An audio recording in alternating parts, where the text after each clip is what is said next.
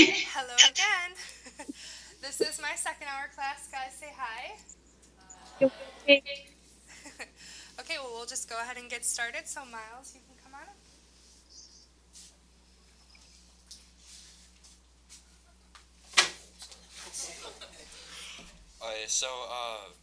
Where did you find the inspiration for your books, and why did you choose to write about a different country or different countries instead of the U.S.? And how did you decide on the specific countries?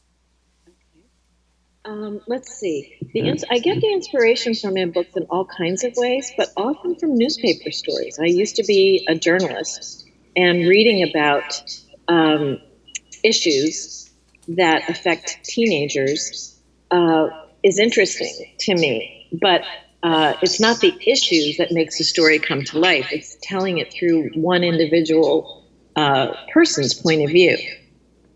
I feel like when we read about issues, that we get a little daunted, like, oh my gosh, climate change, oh my gosh, the Rohingyas, oh my gosh, nuclear catastrophe. It hardens our hearts. It turns us off. We just go away and think, I cannot deal. This is all too big for me. But if you read about any one of those stories through the point of view of one person, one individual that you start to care about, you start to think of as a real person, I think it opens your heart. I think it changes your views. So I'm driven by issues of the day that affect young people. I think that's where what inspires me. As far as why write about things that are happening outside the United States, I was drawn to the issue of child trafficking and instantly found that the two countries where A, it was a big problem, but B, they were doing something about it, were India and Nepal. And as soon as I started doing my research and casting about for help, people from those two countries stepped forward and said, we've got a program here. We can get you into the brothels. We can introduce you to girls who've been rescued. We can help you go out into the villages to interview families who sold their children. And so I thought, well, that's my entree. That's the way to do it. Trafficking happens everywhere.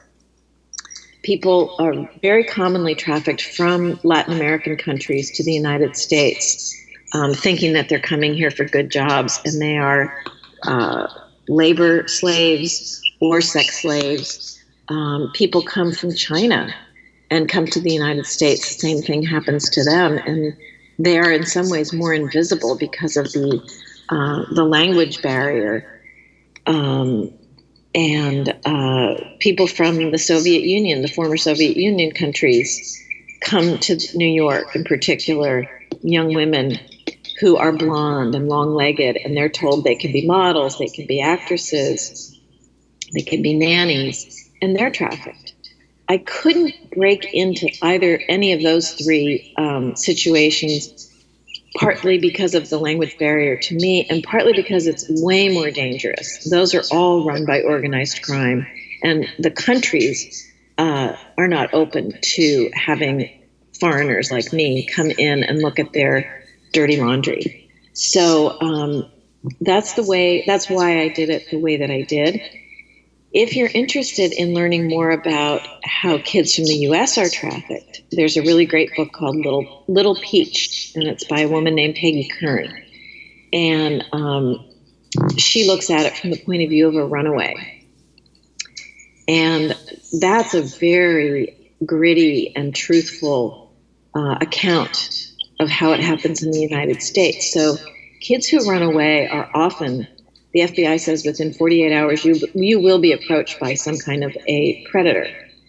And a predator doesn't look like a predator. A predator looks like a cool young guy who comes up to a girl in the bus station, a girl who looks lost, and says, you look lost, can I buy you a cup of coffee? Or do you want to come to my house and sleep over tonight? And then they're trafficked, and they're trapped and trafficked. So her book tells that story very well. It's a little risky writing about a culture that's not yours, that you are perceived as an interloper, a visitor in somebody else's pain, and you're doing that for your own profit. You're exploiting people.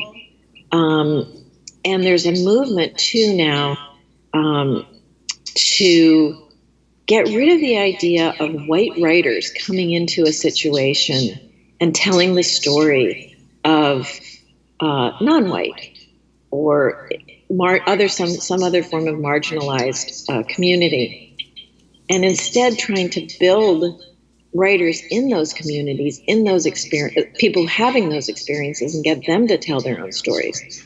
The problem, I think, that I find with that, I guess, is twofold. One is, it's like saying you can only write about what you've experienced. You can't pretend to be a girl from Nepal in your writing. You can't pretend to be a girl who cuts herself.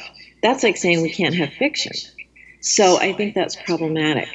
But the other problem is, or was, that the people in those situations aren't always able to write their stories. They don't have the means, they don't have the access to publishers or an audience or anything like that. We need, as a developed society, to make more opportunities for writers who have been marginalized. We haven't heard enough from Native Americans, trans people, whatever, from themselves. Other people have been telling their stories. So we definitely need to make loud those voices. But we shouldn't also say that other voices can't be heard, the people who want to write those stories. Justin?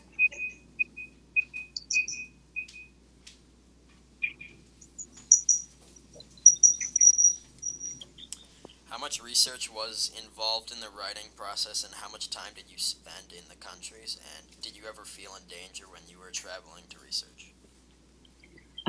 I spent at least a month in each country. But I did a good 6 months of research before I left, reading everything I could about Cambodia, for instance, and everything I could about India and Nepal, and in particular about trafficking and about poverty in those countries. And I went because I feel like if you're going to do a respectful rendering of a culture that's not your own, an experience that you haven't had, you need to really research deeply. You can't just skim along, because then you're going to be in danger of writing a stereotype about something that you don't know, and that's damaging and disrespectful. So you have to have the humility to say, I really don't know what it's like to be you. Let me ask you all about it. And let me ask you dumb questions too. I think we often feel like, oh, I should know that, so I'm not going to ask. I'm going to pretend I know. But honestly, there is no such thing as a dumb question. Sometimes those are the most illuminating answers. So you really have to admit what you don't know and strive to know it and know it deeply. Did I ever feel in danger?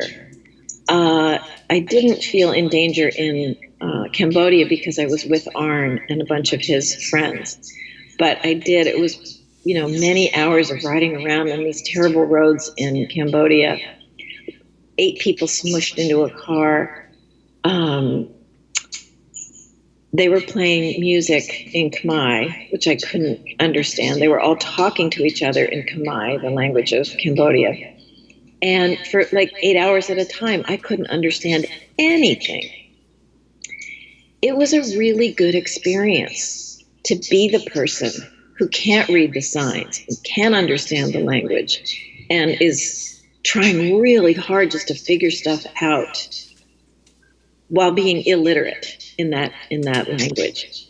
Because that's what happens to people who come to this country, that they have to, it's such a lonely and alienating experience to not be able to read or understand what's going on around you. So I think it was a good and humbling experience.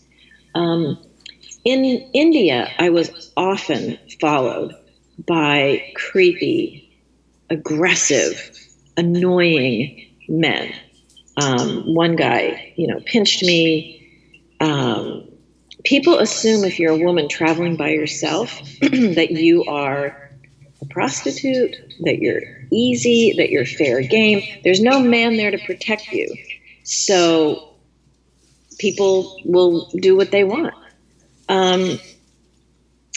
I was never in physical danger. I did all my work in broad daylight and then went back to my hotel at night. It was more the emotional danger is probably too strong a word, but to sit day in and day out and meet mothers who've, sent their girls off to what they thought were good jobs and never see those daughters again. To meet young women who'd been sold and raped repeatedly as young as 11 years old, to come in contact and bear witness to the depravity of that situation really took a toll on me. So I would go back to my hotel at night, and it was the middle of the night in the United States, so I couldn't call home and tell my family what I'd seen. And I also didn't want to burden them or make them worry. So I kept it all inside, and I would come back sometimes and sit on the edge of my bed at my hotel room and just shake with anger and sadness and that feeling of futility. And I kept it all bottled up. And so when I got home, I was very depressed and needed help getting out of that depression. So there was no danger. I mean, I was really stupid to go to the brothels of Calcutta by yourself. I guess I just assumed that I had some guardian angel looking out for me, or because I had an American passport and a Visa card, I'd be okay. But there's an arrogance in that, and I wouldn't do that again. I would travel with a friend or a family member.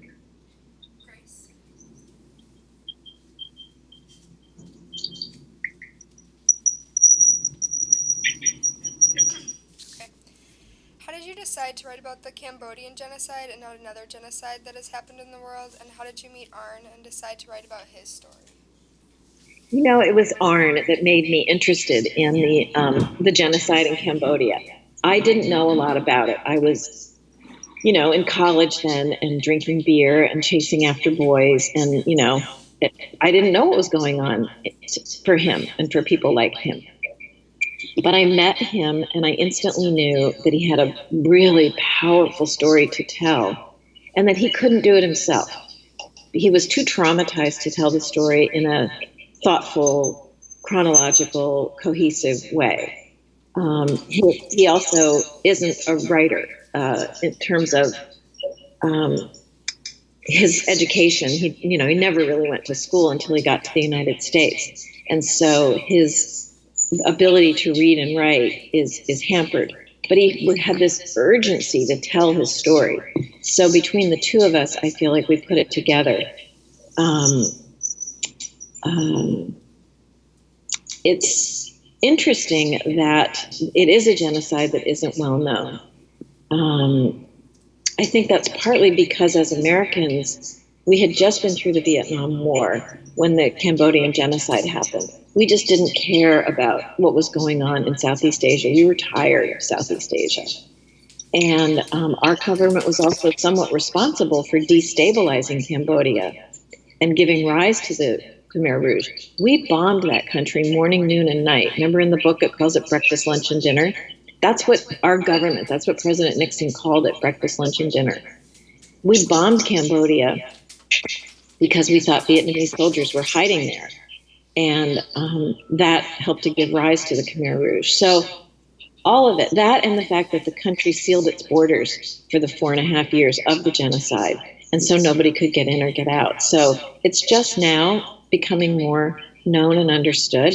And also Cambodians don't like to talk about it. There's something, I'm going to oversimplify this, but people who are victims of the European Holocaust have more comfort talking about what was done to them by another group, the Nazis. In Cambodia, it was Cambodians doing this to other Cambodians. And so, and there were also Cambodians who did terrible things to survive. So it's much, much harder to talk about.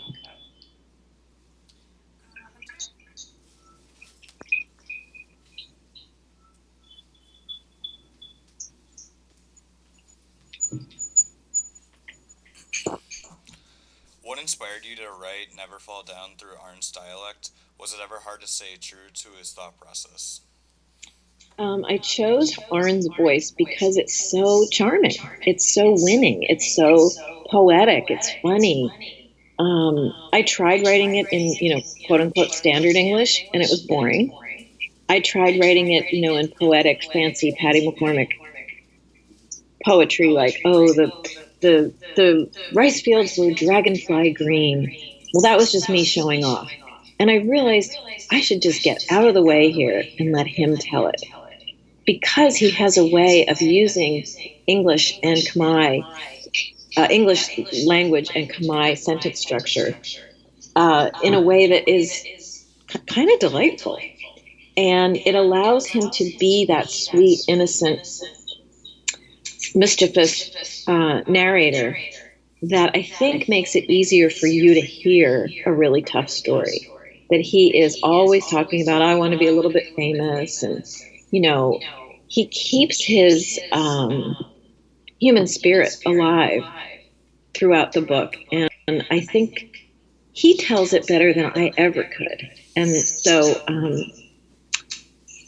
that's why I did it that way. I got so inside his head after spending, a year with him, that it was actually easy to stay in his thought process. And if I didn't know how he responded to a certain thing, I would make something up and then show it to him, and he would say, yes, that is how it felt, or no, not quite like that.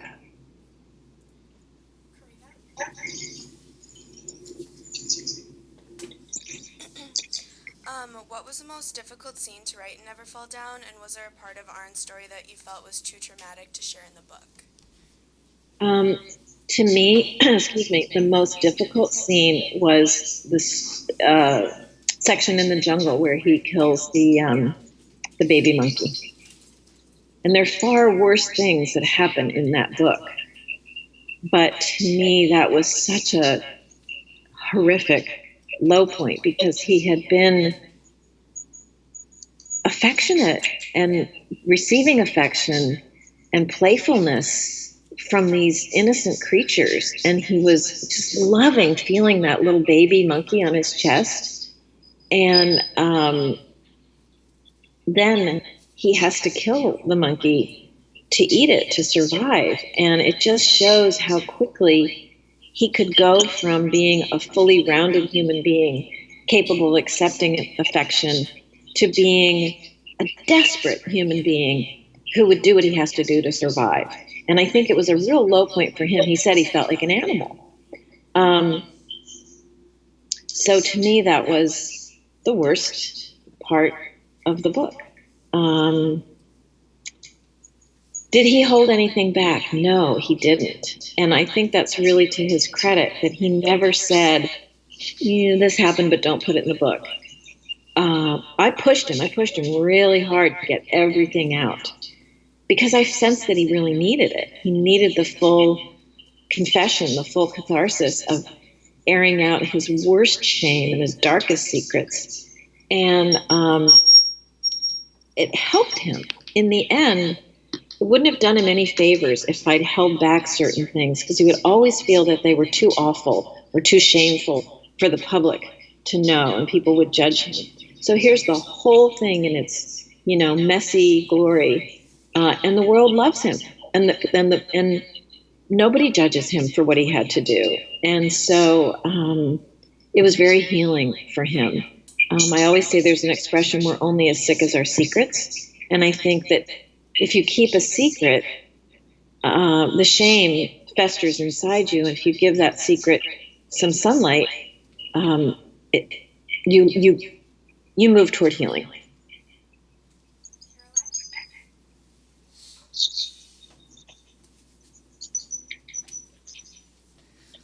How did your view of Cambodia change after you researched and wrote Never Fall Down?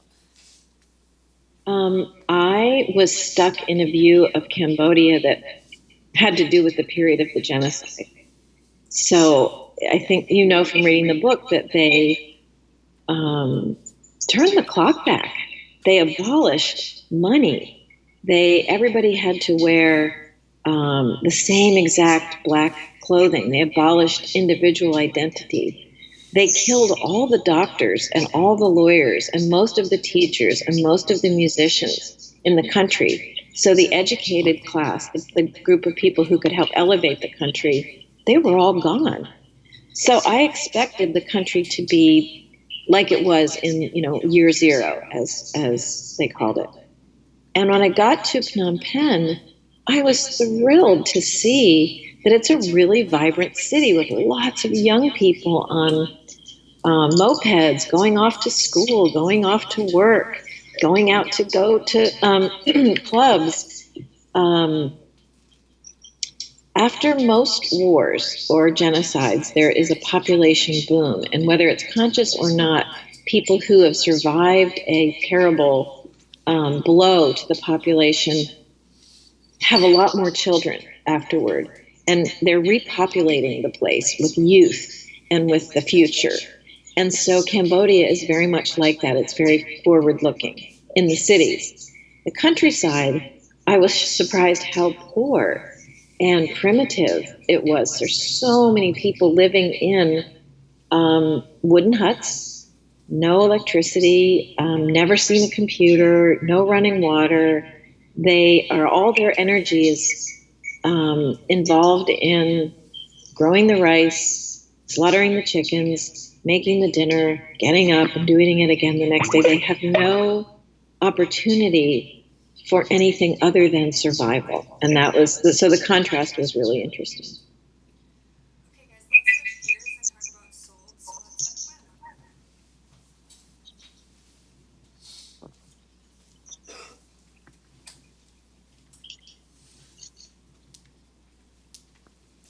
about what made you decide to write sold in a vignette format? I did it partly because it was so hard to write it at all. I couldn't stay with the material for more than a couple hours every day. It was just too dark. So I wrote it that way in part because it allowed me to compress each incident into one vignette. So in other words, you don't have to see Lakshmi being raped 55 times. I'll write one vignette about that and refer to the experiences, but not bludgeon you over and over again with a repetition of how horrible it is. It also allowed me to use poetic language and to use more beautiful language to elevate the story. So just because it's a brutal story, I don't have to use brutal language. And I think an unintended consequence was that it is easier for readers, that there's breathing room between each vignette. You just read a paragraph and then you can pause and catch your breath. And then you read another one. And you bring your own imagination into the white space around each of those short vignettes. And you imagine what's happening in the meantime. And I think it's easier. People will read one and then say, okay, that was tough. I'll read one more. All right, I'll read one more. And the vignette form also allows you to, one vignette is dark and sad and hopeless, and then the next one there's a little glimmer of hope, or, Harish, the little boy, does something cute or funny or childlike. So you don't have to build a whole chapter around an incident like that. You can just let that incident sit there and give the reader a break.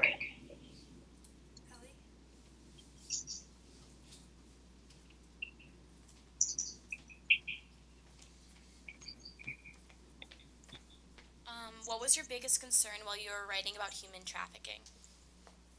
I think my biggest concern is that nobody would ever read it, that it was too dark, too upsetting, and we often turn away from things they're hard to accept. my agent, she's not my agent anymore, but she said, "Oh, great, a book about child trafficking written in poetry. That has bestseller written all over it." And she was being sarcastic, but she was basically saying, you have a real uphill battle here, getting people to care about something that's so upsetting. And poetry, and I didn't think of it as poetry, but she said a lot of people will read it as, see it as poetry and think, oh God, I don't do poetry, that's hard. So I thought I had made an error. Well, no, I didn't. I always knew that that's how I wanted to tell the book, but I wasn't sure people would get it. And I'm very amazed and pleased by how much people have responded. Trafficking is also an issue that religious activists who are more on the conservative side of the spectrum have gotten involved in, and human rights activists who are more on the liberal side of the political spectrum have found common cause on fighting trafficking. That's pretty unlikely. I can't think of any other topics, guns, climate change, you name it, where people can actually come together and say, yep, we all agree that this is wrong, and we all agree we're going to do something about it. So I didn't see that coming, and I was afraid that the book would be banned in schools. I thought that because it deals with sexual matter, that some schools and some parents would say, I don't want my kids to read that. Now, they may well be saying that, and I don't know it, but there are more teachers like your teachers who say, I'm bringing that into my classroom. My kids need to know about it, and my kids will respond with maturity and compassion.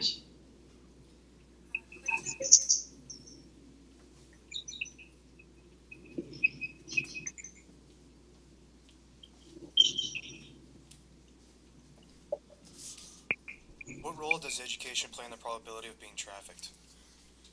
Such a great question. I think that in these undeveloped countries, education plays the most crucial role. This is about poverty.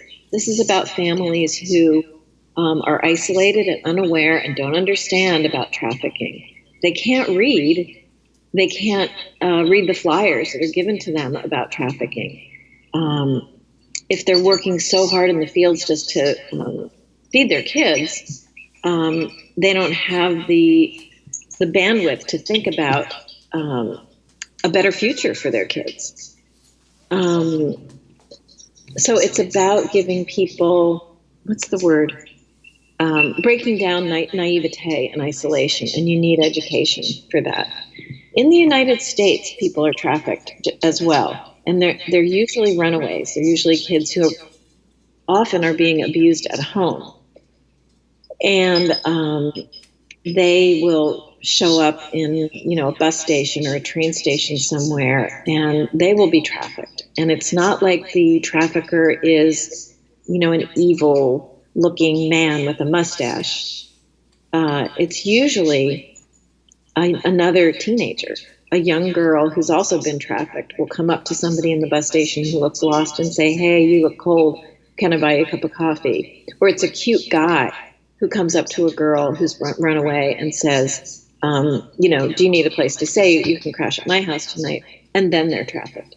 So education in the, capital E sense of going to school is part of it. And education in the sense of awareness, spreading awareness, is so crucial because these are vulnerable people. And I think if you know what to look for, it might not happen to you.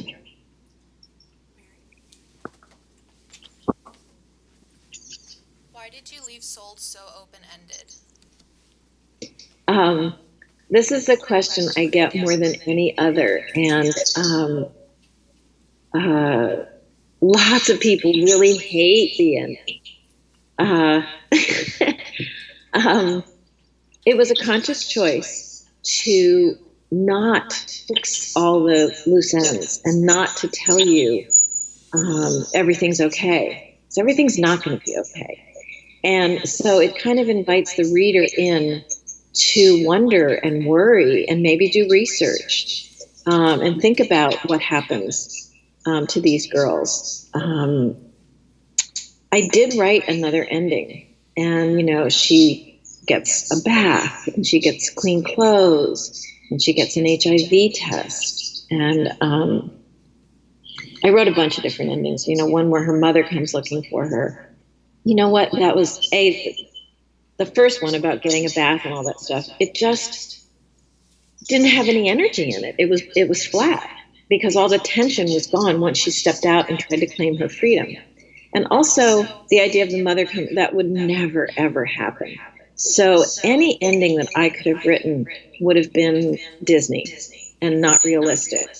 And so as uncomfortable as it is, I left it open like that because I think it needs to be uncomfortable. I think it needs to worry us and stay with us in a way that if I had answered all those questions, you could close the book and feel okay. And I don't feel like that's authentic.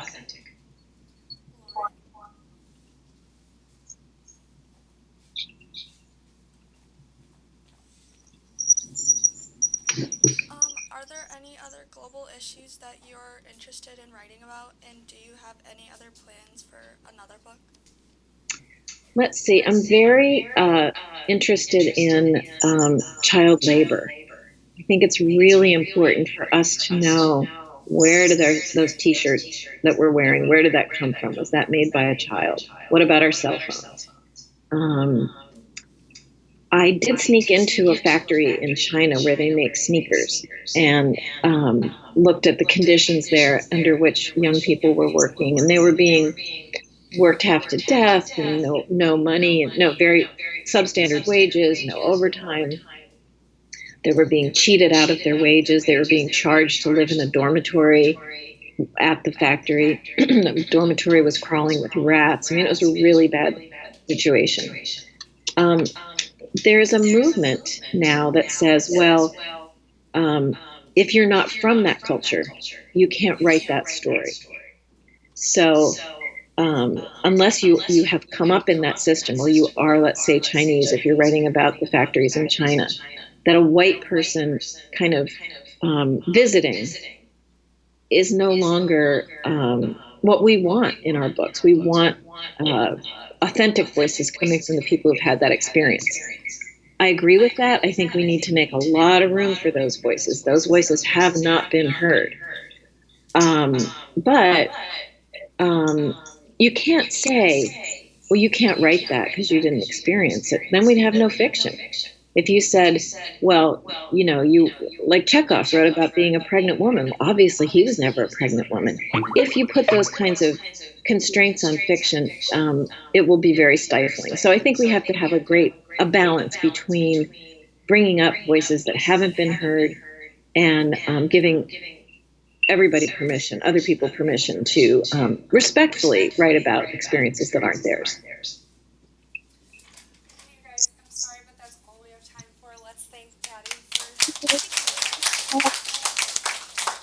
All right, I'll see you later, Liz. Okay, call you in a minute. Bye. Okay, bye.